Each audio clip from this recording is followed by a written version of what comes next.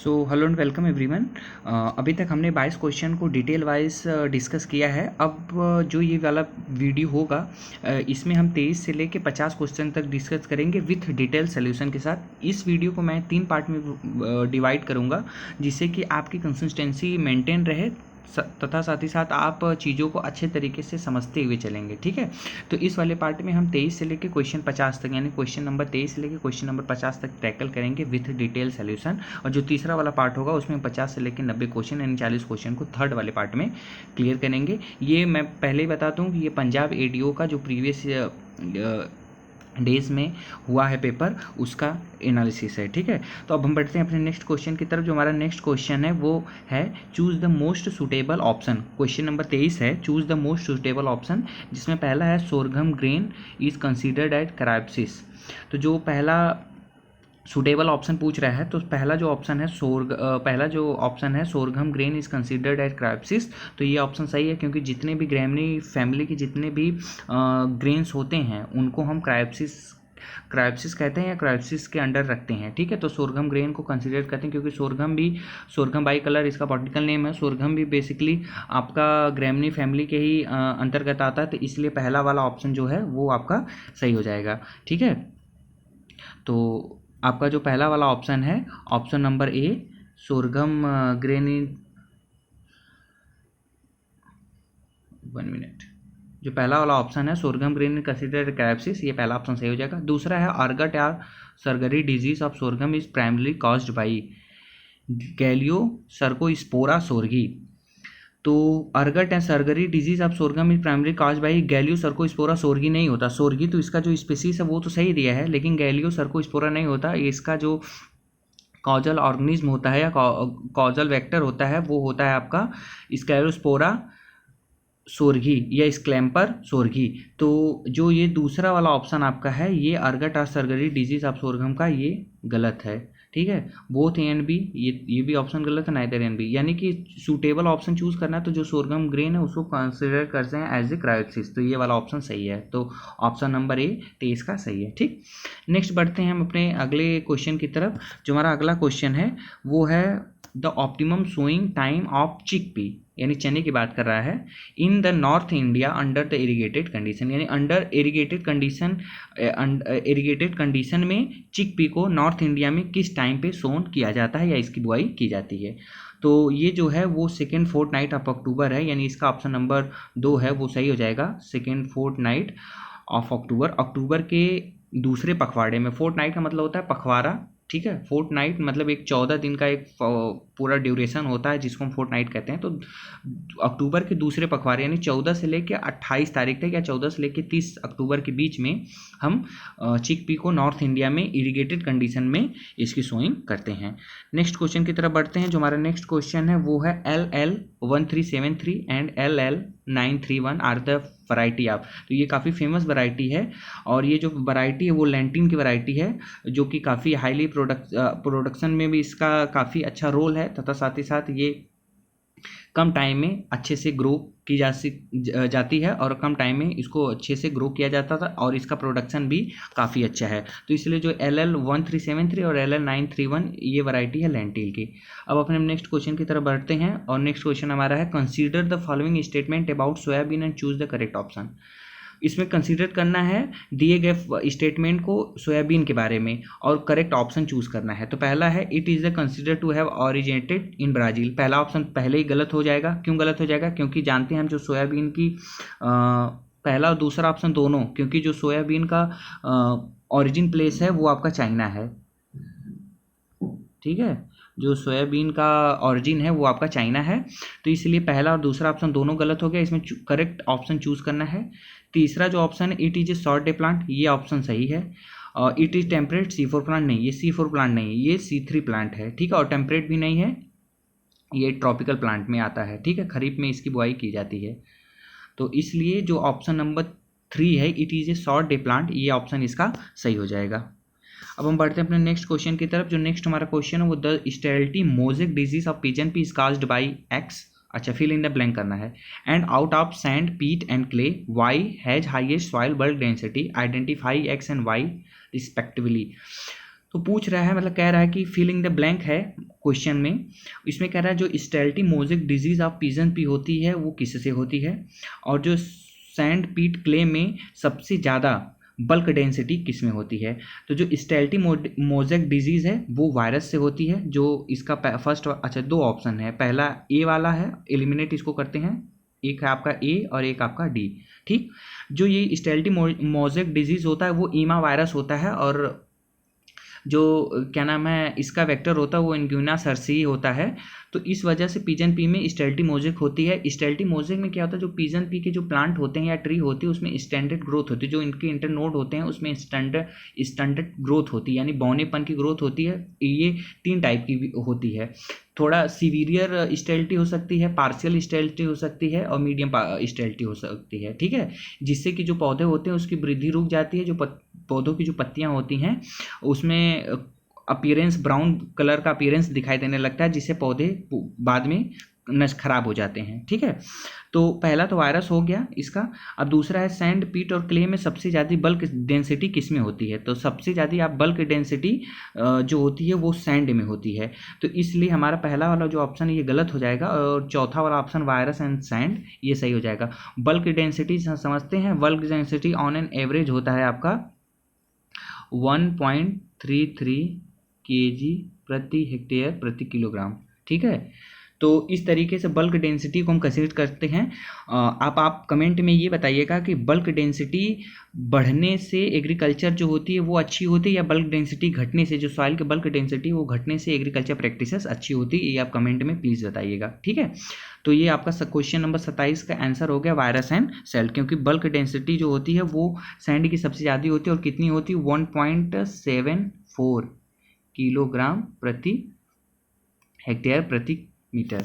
ठीक है, अब हम बढ़ते हैं नेक्स्ट क्वेश्चन की तरफ, और जो हमारा नेक्स्ट क्वेश्चन है वो है the state with highest production of green gram यानी moong bean in India and country with highest production of pigeon pea in the world और रिस्पेक्टिवली। वर्ल्ड में यदि पिजन की पी की बात करें तो वर्ल्ड में पिजन पी अपना इंडिया है, मतलब पिजन पी में सबसे ज़्यादा उत्पादन अपना इंडिया को होता है, लेकिन इसमें 2 ऑप्शन है, इंडिया और पंजाब।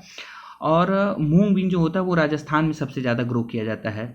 कुछ लोग ये सोच रहे होंगे कि पंजाब एडीओ का पेपर है तो हो सकता है कि पंजाब हो, लेकिन नहीं, मूंग बीन जो होती है वो सबसे ज़्यादा राजस्थान में ग्रो की जाती है।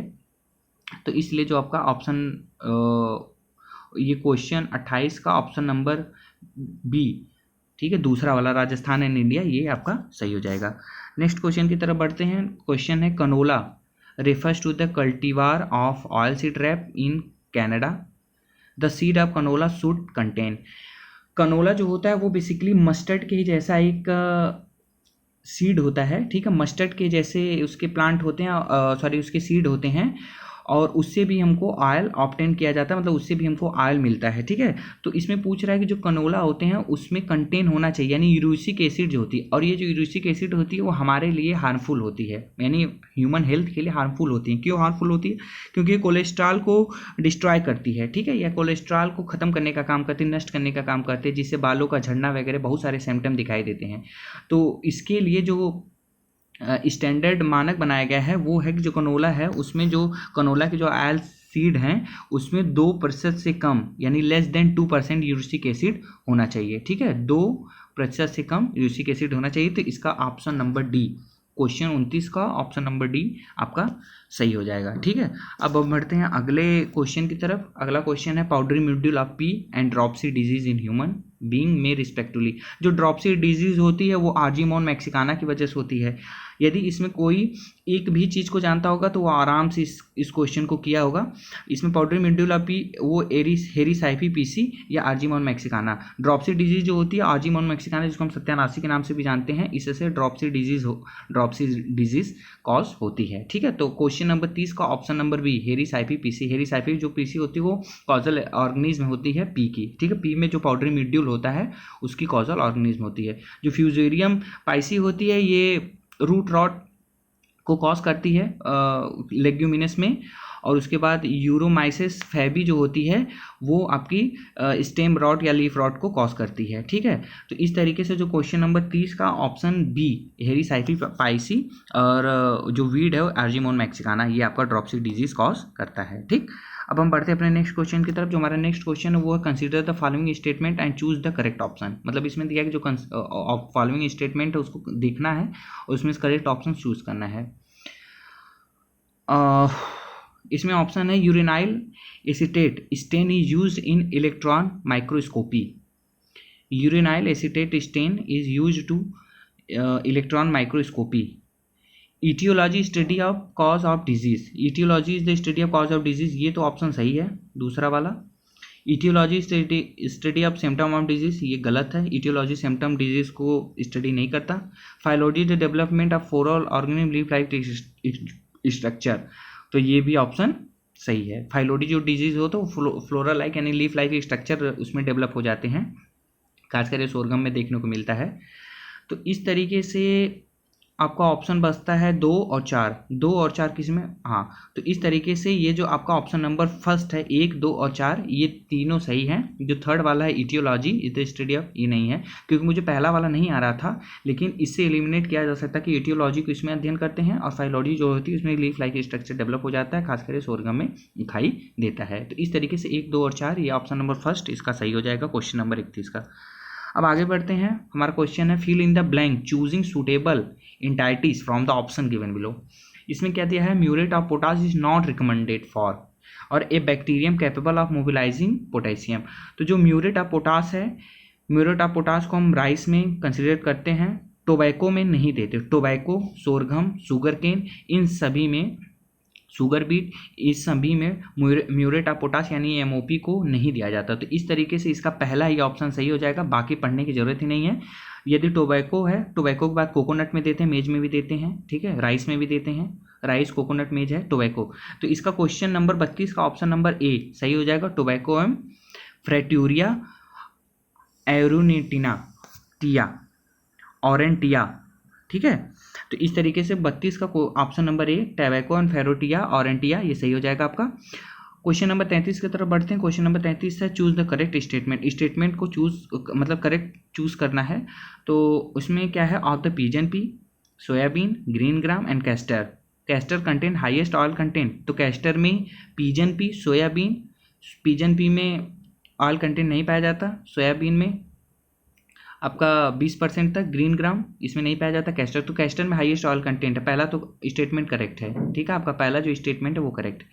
Of the ground and mustard, cotton and safflower, mustard contain maximum linoleic, नहीं, मस्टर्ड में सबसे अधिक लिनोलिक एसिड नहीं पाया जाता।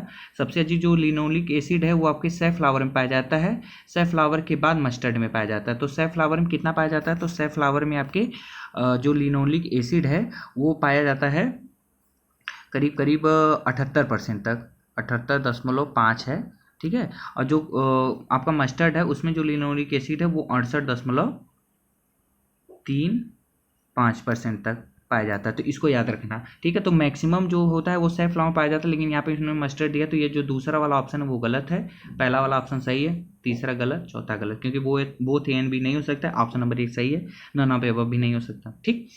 अब हम बढ़ते हैं अपने नेक्स्ट क्वेश्चन की तरफ। जो हमारा नेक्स्ट क्वेश्चन है वो है match the following entities in list first and from entities of list second. इसमें दिया insecticide act was passed in the year. जो इंसेक्टिसाइड एक्ट है उसको पास किया गया था 1968 में, ठीक है। जो इंसेक्टिसाइड एक्ट है उसको पास किया गया था 1968 में। और in India the MRL is fixed by, in India MRL। अब MRL बताइए क्या होता है, MRL का फुल फॉर्म क्या होता है, ठीक है। तब फिर हम इसको आगे बढ़ते हैं। जो MRL होता है वो आपका, सॉरी, जो MRL होता है, तो जो आपका MRL होता है उसका फुल फॉर्म होता है minimum reduce level, sorry maximum reduce level, यानी जो ज़्यादातर ये यूज किया जाता है फूड सेफ्टी अथॉरिटी को मेंटेन करने के लिए, फूड सेफ्टी स्टैंडर्ड को मेंटेन करने के लिए। यदि हम इंटरनेशनल लेवल की बात करें तो इंटरनेशनल लेवल पे जो फूड आइटम आते हैं, जो खाने वाले आइटम आते हैं, उसको मेंटेन करता है आपका कोडेक्स, ये इंटरनेशनल लेवल पे, ठीक है, कोडेक्स इसको मेंटेन करता है। लेकिन यदि हम अपने इंडिया में बात करें तो यहाँ पे इन इंडिया दिया है, तो इंडिया लेवल पे हमारे जो food safety standard authority of India है, फूड सेफ्टी स्टैंडर्ड फसाई जिसको कहते हैं, ये एमआरएल को फिक्स करता है। तो ऑप्शन इसका पहले का हो जाएगा आपका पी और एस। तो कहीं पे पी और एस है, हाँ, इसमें क्वेश्चन 34 का ऑप्शन नंबर बी, पी और एस, ये सही हो जाएगा। ठीक है, तो जो एमआरएल होती है वो मैक्सिमम रिड्यूस लेवल होती है, यानी कि इसके ऊपर अब किसी भी फूड मटेरियल में किसी भी इंग्रेडिएंट की कमी नहीं होनी चाहिए। यदि इससे कमी होती है तो अब वो आगे की तरफ पास नहीं किया जाएगा या फिर उसको आगे की तरफ लीगल नहीं माना जाएगा। ठीक है, तो एमआरएल उसी को डिसाइड करता है और इंडिया में ये काम फसाई करती है और इंटरनेशनल लेवल पे कोडेक्स करती है इसको। ठीक है, और इंसेक्टिसाइड एक्ट 1968 में पास आउट किया गया था। अब हम बढ़ते हैं अगले क्वेश्चन की तरफ। जो हमारा अगला क्वेश्चन वो है safflower in India usually grown by. इसमें सीजन पूछा है सैफ्लावर का, काफ़ी आसान क्वेश्चन है ये। सैफ्लावर को ग्रो किया जाता है बेसिकली रबी सीजन में। ठीक है, सैफ्लावर जो होती है उसमें उसको रबी सीजन में ग्रो किया जाता है। जो हमारा नेक्स्ट क्वेश्चन है वर्ल्ड लर्नर टाइप का ये क्वेश्चन था, क्वेश्चन नंबर 35, काफ़ी आसान क्वेश्चन था। आगे की तरफ बढ़ते हैं। अब क्वेश्चन है compare to popular variety DRR Dhan 48 और DRR Dhan 49 contain higher level of. Compare करना है पॉपुलर वैरायटी DRR, ये जो दोनों वैरायटी आप देख रहे हैं ना वो 36 में DRR धान 48 और DRR धान 49, ये दोनों के दोनों खैरा के प्रति अधिक रेजिस्टेंस है। तो खैरा किसकी कमी से होता है? जिंक की कमी से। तो हम कह सकते हैं कि दोनों वैरायटी में जो जिंक की मात्रा होती है, ठीक है, या जिंक का लेवल जो होता है वो हाई होता है। तो ये हो गया आपका ऑप्शन नंबर बी। ठीक है, ऑप्शन नंबर बी, यानी जिंक जो इसमें हायर कंटेंट पाया जाता है वो आपका जिंक होता है। ठीक, अब नेक्स्ट क्वेश्चन की तरफ बढ़ते हैं। हमारा नेक्स्ट क्वेश्चन है high yielding dwarf variety of wheat were developed by the term. ये भी काफ़ी आसान क्वेश्चन है। High yielding dwarf variety of wheat इसको दिया था नॉर्मल ईस्टर्न बोरलॉग ने, और जो एवरग्रीन रेवोल्यूशन है उसको दिया था MS स्वामीनाथन ने। तो क्वेश्चन नंबर 37 का ऑप्शन नंबर सी ये सही हो जाएगा, डॉक्टर NE बोरलॉग और डॉक्टर MS स्वामीनाथन। जो डॉक्टर MS स्वामीनाथन है उनको father of green revolution in India और जो father of green revolution in world Norman Borlaug को कहा जाता है। MS स्वामीनाथन के द्वारा एक कमेटी बनाई गई 2004 में, नेशनल कमीशन ऑन एग्रीकल्चर। ठीक है, ये फार्मर के सुसाइड केस को मेंटेन करने के लिए, जो सुसाइड केस बढ़ते चले जा रहे थे उसको थोड़ा रोकने के लिए इस टाइप कमेटी 2004 में गठित की गई। ठीक है, और नॉर्मल बोरलॉग को नोबेल प्राइज से भी, वर्ल्ड फूड प्राइज और नोबेल प्राइज से भी इनको मतलब सम्मानित किया जा चुका है। ठीक है, अभी इनकी जल्दी देहांत हुई थी। अब हम बात करते हैं नेक्स्ट क्वेश्चन की तरफ। जो हमारा नेक्स्ट क्वेश्चन है वो है the term cultivar is use to designate a new crop type intentionally breed and release for cultivation who has been created with coining of term cultivar in year 1923। तो इसमें पूछा है कि कल्टीवार एक term होता है, कल्टीवार में जो नए क्रॉप को किसी नए जगह पर रिलीज किया जाता है फॉर द कल्टीवेशन के लिए। तो ये जो कल्टीवार शब्द है, जो टर्म है, ये 1923 में दिया गया था और किसके द्वारा? तो ये भी काफ़ी आसान क्वेश्चन है। यदि आप प्लांट ब्रीडिंग या प्लांट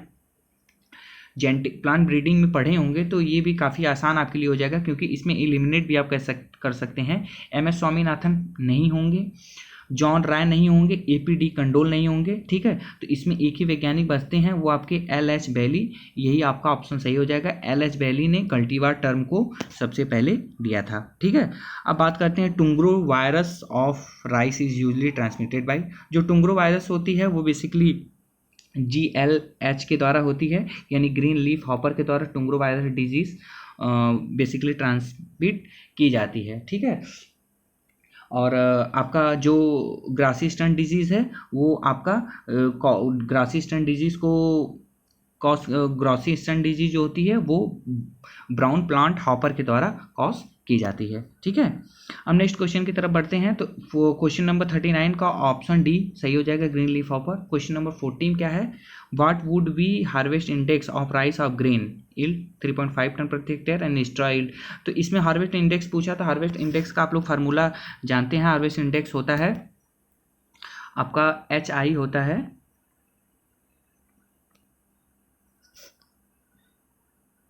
आपका HI होता है इकोनॉमिक यील्ड अपान, ये वाई है बायोलॉजिकल यील्ड B इंटू 100। ठीक है, इंटू 100। तो इस तरीके से इसका फार्मूला हम ज्ञात करते हैं। तो इकोनॉमिक यील्ड कितनी है हमारी, जो ग्रेन की यील्ड है, जो हमारी इकोनॉमिक यील्ड है वो 3.5 है, और जो स्टॉक यील्ड है वो 6.5 है। तो कह सकते हैं इसका न्यूमेरिकल निकाल लीजिए, 3.5 अपान 6.5 प्लस 3.5 इंटू जो ये बायोलॉजिकल यील्ड है, ये दोनों की यील्ड होती है, इकोनॉमिक यील्ड भी होती है प्लस स्टॉक की जो यील्ड होती है, जो इसके रेसिड्यू होते हैं उसकी यील्ड, इन दोनों को जोड़ के बायोलॉजिकल यील्ड बनती है। तो 3.5 या 6.5 प्लस 3.5, इन दोनों को आप जोड़ देंगे तो हो जाएगा आपका ये 10, 6.5 और 3.5 बराबर 10, तो 10 से ये कट गया 10, तो 10 का मल्टीप्लाई कर देंगे तो आ जाएगा आपका 35%। तो ऑप्शन नंबर ए 14 का ऑप्शन नंबर है 35% इसका आंसर। ये भी काफ़ी आसान सा क्वेश्चन था, ठीक है। अच्छा, अब इसके बाद नेक्स्ट क्वेश्चन हमारा the PGS with respect to the organic certification instant. PGS जो होती है वो गारंटी स्कीम होती है। तो ये जो पार्टिसिपेटरी गारंटी सिस्टम है, ये PGS जो ऑर्गेनिक सर्टिफिकेशन देता है, कभी ऑर्गेनिक का कभी मौका मिला बनाने के लिए वीडियो, तो ऑर्गेनिक जो फार्मिंग होती है या जो ऑर्गेनिक फार्मिंग हम करते हैं उसमें किस किस प्रकार से उस किसानों को सर्टिफिकेशन दिया जाता है, उसकी क्या क्या क्राइटेरिया होती है, इसके बारे में डिस्कस करेंगे। तो अभी के लिए बस जान लीजिए जो PGS होती है वो पार्टिसिपेटरी गारंटी सिस्टम होता है। तो इसका ऑप्शन नंबर डी आपका सही हो जाएगा, क्वेश्चन नंबर 41 का ऑप्शन नंबर डी, ठीक है। अब हम नेक्स्ट क्वेश्चन की तरफ बढ़ते हैं। जो हमारा नेक्स्ट क्वेश्चन है वो है the most common colour of the cultivated groundnut flower. तो जो मोस्ट, कभी अपने ग्राउंडनट के फ्लावर को देखा होगा तो वो जो होती है वो येलो कलर की दिखाई पड़ती है, ठीक है। ग्राउंडनट के जो फ्लावर्स होते हैं वो बेसिकली येलो कलर के दिखाई पड़ते हैं, ठीक है।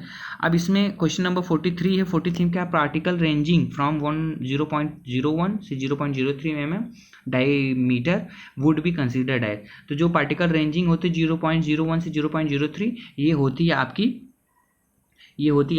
सिल्ट की, ठीक है। और सैंड की जो होती है वो 0.2 mm से मोर देन होती है, क्ले की 0.0 लेस देन 0.001, और इसके जो बीच की होती है वो आपकी सिल्ट की होती है। तो इसमें बीच का पूछा है, तो इसमें आपकी सिल्ट, ऑप्शन नंबर बी यानी 43 का ऑप्शन नंबर बी आपका सही हो जाएगा, ठीक है। Question number 44, rice is basically, ये काफ़ी आसान सा क्वेश्चन है। राइस जो होती है वो बेसिकली सॉर्टे प्लांट होती है, क्योंकि इसको हम कंसिडर करते हैं खरीफ में, ठीक है। खरीफ में इसकी बुआई की जाती है या इसकी रोपाई की जाती है।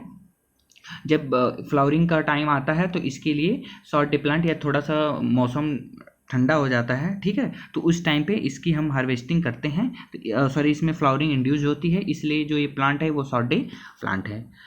अब आगे हम बढ़ते हैं। हमारा नेक्स्ट क्वेश्चन है 45, the theoretical yield of parent acid from the active ingredient is termed. तो जो थियोरेटिकल यील्ड होती है पेरेंट एसिड की, जो पेरेंट मटेरियल होता है उससे जो उसकी यील्ड होती है वो एक्टिव ग्रेडियंट के टर्म में उसको हम क्या कहते हैं, तो उसको हम एसिड इक्विवेलेंट कहते हैं, ठीक है। 45 का ऑप्शन नंबर सी सही हो जाएगा। 46 है, which of the following is are advantage of crop rotation. Crop rotation का एडवांटेज पूछ रहा है, तो इसमें क्या है, to reduce pest and disease incidence. तो पेस्ट और डिजीज के इंसिडेंस को या आक्रमण को कम करना, प्रकोप को कम करना, पहला सही है। To maintain the fertility status of the soil, fertility status soil को मेंटेन करना, ये भी सही है। To keep the weeder under control, ये भी सही है। तो यानी ऑप्शन नंबर डी 1, 2 एंड 3 ये तीनों के तीनों सही है, जो कि क्रॉप रोटेशन के एडवांटेज। हम क्रॉप रोटेशन क्यों एडॉप्ट करते हैं, जिससे कि कम से कम लागत पर ज़्यादा से ज़्यादा मुनाफा हो, तो हमारी फसल को किसी भी पैथोजन का कोई अटैक ना हो, हमारी सॉइल की फर्टिलिटी मेंटेन रहे, वीड कंट्रोल आसानी से हो सके, और प्रॉपर हम ये इरिगेशन और ड्रेनेज के सिस्टम को कर सकें, जो और सॉइल की जो न्यूट्रिटिव वैल्यू है या फर्टिलिटी है उसको भी हम मेंटेन कर सकें। तो इस तरीके से क्रॉप रोटेशन को हम या फार्मर एडॉप्ट करता है, ठीक। अब नेक्स्ट क्वेश्चन, द डेपोक method of raising rice nursery was introduce in India from. जो डेपोक मेथड है वो राइस की, वो उसको इंट्रोड्यूस किया गया था फिलीपीन से। ये जो डेपोक मेथड होती है इसमें 3 kg प्रति मीटर स्क्वायर के हिसाब से सीड को उगाया जाता है। इसमें क्या करते हैं, डेपोक मेथड में एक आपका फ्लोर होता है, सीमेंटेड फ्लोर हो गया या पॉलिथीन का फ्लोर हो गया, मतलब फ्लोर के ऊपर पॉलिथीन बिछा के उसी के ऊपर ये जो आपकी राइस होती है 3 किलोग्राम राइस 1 मीटर स्क्वायर के हिसाब से इसमें लगा देते हैं। तो यदि हमको 1 हेक्टेयर के लिए सीडलिंग तैयार करनी है राइस की, तो टोटल इसमें जो है वो 25 से लेके 30 मीटर स्क्वायर में 25 से लेके 30 मीटर स्क्वायर में सीडलिंग इसकी 1 हेक्टेयर के लिए सीडलिंग इसकी डेपोक मेथड में आसानी से तैयार कर सकते हैं। काफ़ी ये इंटेंसिव मेथड होती है राइस की नर्सरी को तैयार करने के लिए, और इसको सबसे पहली बात इंट्रोड्यूस किया गया था फिलीपींस से, थी इंडिया में। ठीक है, अब हम नेक्स्ट क्वेश्चन की तरफ बढ़ते हैं, और हमारा नेक्स्ट क्वेश्चन है which of the following statement are correct. इसमें क्या है फिनाइल मर्क्यूरिक एसिड यानी PMA is a chemical used in agriculture crop in order to increase transpiration. Increase transpiration नहीं होगा, जो PMA होती है वो स्टोमेटा क्लोजिंग टाइप के ट्रांसपायरेशन होते हैं। ठीक है, या स्टोमेटा क्लोजिंग टाइप के एंटी ट्रांसपायरेंट होते हैं। तो ये कभी भी ट्रांसपायरेशन को इंक्रीज नहीं करेंगे बल्कि ये डिक्रीज करते हैं। तो इसमें करेक्ट पूछा है तो पहला तो ऑप्शन पहले ही गलत हो गया आपका, क्योंकि ये इंक्रीज नहीं करता, ये ट्रांसपायरेशन को रोकता है, इनहिबिट करता है। ठीक है, ये स्टोमेटल ट्रांसपायरेशन होते हैं। ठीक, जैसे स्टोमेटल ट्रांसपायरेशन होते हैं, क्यूटिकुलर ट्रांसपायरेशन होते हैं, जिसमें हम थिन और थिक लाइक पॉलीथीन वगैरह का भी यूज करते हैं, CCA का यूज, CCC का यूज करते हैं, बहुत सारे ऐसे हैं, मोबी लीफ है। ठीक है, बहुत सारे ऐसे इंस्ट्रूमेंट है, वैक्सी टाइप के यूज करते हैं ट्रांसपायरेशन को कम करने के लिए। ट्रांसपायरेशन को रोकने का मेन उद्देश्य ये होता है कि ड्राई लैंड में जहाँ पे जल का हरा ज़्यादा होता है, ठीक है, ड्राई एरियाज में, वहाँ पे मेटाबॉलिक एक्टिविटीज़ को, प्लांट को जीवित रखने के लिए तथा मेटाबॉलिक एक्टिविटीज़ को सुचारू रूप से चलाने के लिए हम एंटी ट्रांसपायरेंट का यूज करते हैं। तो ये ट्रांसपायरेंट जो होती है वो कभी भी आपकी क्रॉप को, ट्रांसपायरेशन रेट को कभी बढ़ाता नहीं है। तो पहला गलत हो गया। दूसरा ऑप्शन क्या है, enforced dormancy associated with deeper placement. तो ये सही है। इन्फोर्स्ड डोरमेंसी, बेसिकली डोरमेंसी दो प्रकार की होती है, प्राइमरी सेकेंडरी। ठीक है, तो उसके हिसाब से डोरमेंसी को देखा जाए तो उसमें हम इसको 3 तरीके से क्लासीफाई कर सकते हैं, जिसमें इननेट है, इंड्यूस है, इन्फोर्स्ड डोरमेंसी है। जो इननेट डोरमेंसी होती है वो जेनेटिक फैक्टर की वजह से, सीड में कोई जेनेटिक फैक्टर यदि कॉज कर रहा है, इस वजह से जब सीड वाइबल नहीं हो पाता जर्मिनेट के लिए, तो इस प्रकार के डोरमेंसी को हम इननेट डोरमेंसी कहते हैं। और इंड्यूस डोरमेंसी जो होती है वो कोई इन्वायरमेंटल फैक्टर, जैसे सॉइल में कार्बन डाइऑक्साइड या ऑक्सीजन का ना मिलना, या किसी तरीके से कोई भी प्रॉब्लम क्रिएट हो जाती है, फ्लड की स्थिति हो जाती है, वो ज़्यादा पानी हो जाता है, इस टाइप से कोई इन्वायरमेंटल फैक्टर होता है, तो इस प्रकार की जो डोरमेंसी होती है उसको हम इंड्यूस्ड कहते हैं। और जो इन्फोर्स्ड डोरमेंसी होती है, इन्फोर्स्ड डोरमेंसी में हम सीड को डीप में प्लेस कर देते हैं। ठीक है, डीप में प्लेस कर देते हैं, या फिर सीड को जो होता है वो गहरी तरीके से इसकी अंदर कर देते हैं, 5 सेंटीमीटर से अधिक गहराई पर इसको बो देते हैं, जिससे इसमें लाइट और ऑक्सीजन नहीं मिल पाती, जिससे कि जो सीड होता है वो डोरमेंट कंडीशन में चला जाता है और उसमें जर्मिनेशन नहीं हो पाता। तो इस तरीके से जो ऑप्शन नंबर इसका बी है, ओनली 2, ये सही है। पहला वाला ऑप्शन गलत है, क्योंकि पहला वाला ऑप्शन डिक्रीज करता है ट्रांसपायरेशन रेट को, न कि बढ़ाता है। ठीक है, अब हम बढ़ते हैं अपने नेक्स्ट क्वेश्चन की तरफ। जो हमारा नेक्स्ट क्वेश्चन है वो है choose the most suitable option. इसमें चूज करना है मोस्ट सुटेबल ऑप्शन को, जिसमें ए है Commelina benghalensis is the monocot weed. Commelina benghalensis ये तो मोनोकॉट वीड है। ठीक है, वीड अनलाइक क्रोटोलेरिया वेरुकोसा, और जो वेरुकोसा है, अनलाइक का मतलब होता है उससे भिन्न है, यानी डाइकॉट है। तो क्रोटोलेरिया वेरुकोसा ये तो सही है, पहला वाला सही है, क्योंकि ये मोनोकॉट है तो ये डाइकॉट है, ये दोनों सही है। क्रोटोलेरिया वेरुकोसा मोनोकॉट, वीड लाइक कॉमिलिना बेंगलेंसिस ये मोनोकॉट नहीं है, ये डाइकॉट है। तो दूसरा वाला ऑप्शन गलत है, बोथ नाइदर मोनोकॉट, ये मोनोकॉट नहीं है, इसमें एक मोनोकॉट एक डाइकॉट है, नाइदर, ये तो गलत है। यानी इसका ऑप्शन नंबर ए इसका सही हो जाएगा, क्योंकि ये जो फर्स्ट वाला कॉमिलिना बेंगलेंसिस ये मोनोकॉट वीट होता है, और क्रोटोलेरिया वेरुकोसा ये आपका डाइकॉट वीट होता है। ठीक है, तो क्वेश्चन नंबर 49 का ऑप्शन नंबर ए आपका सही है। ठीक, अब हम बढ़ते हैं अपने इस वीडियो के लास्ट क्वेश्चन पे, और ये है आपका चूज द करेक्ट ऑप्शन। इसमें करेक्ट ऑप्शन चूज करना है। जो हे फीवर होता है वो कॉमनली कॉज करता है एम्ब्रोसिया, एम्ब्रोसिया के द्वारा। ठीक है, जो एम्ब्रोसिया एक वीड होता है, इसके द्वारा हे में फीवर कॉज किया जाता है। तो पहला वाला तो ऑप्शन सही है।